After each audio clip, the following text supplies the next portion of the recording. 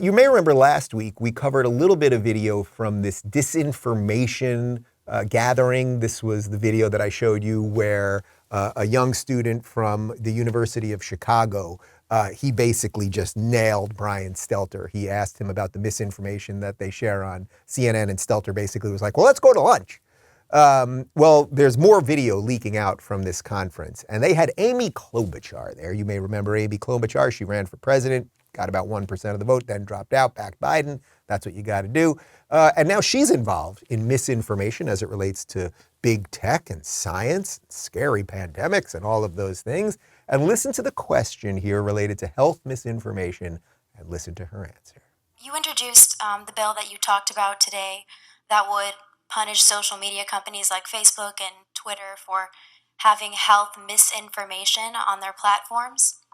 And I'm going to ask you, if I were to say that there are only two sexes, male and female, would that be considered misinformation that you think should be banned speech on social media platforms? Okay, I'm not going to get into what misinformation. First of all, I think the bill you're talking about is different than the one we've mostly been talking about. So I want to make that clear. We've been talking about the competition bill. But there is another bill that I have on vaccine misinformation. It is that specific in a public health crisis. You wonder why you get that specific? It's because we're trying to find carve-outs that I did with, this was with Ben Ray Lujan, that got to, that you can't have immunity as a social media company if you are broadcasting vaccine misinformation. Truth coming this way, off ramp.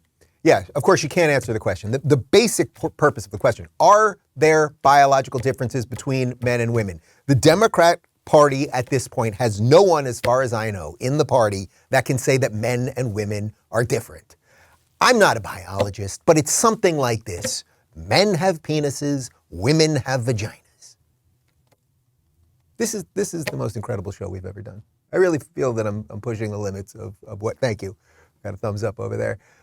They cannot stop themselves, these people, because they everything that they do, every policy that they bring in, everything that they want this country to be is based on their power-hungry destruction of reality. That's what it is. So she can't answer whether, if you say that a man is a man and a woman is a woman, and these are two distinct different things, whether you'll be banned from social media, whether she would be for that. And then she basically gives this sort of broad nothingness answer related to misinformation when it comes to COVID. In essence, is what they're talking about, because they're talking about science misinformation and what should happen to these big tech companies.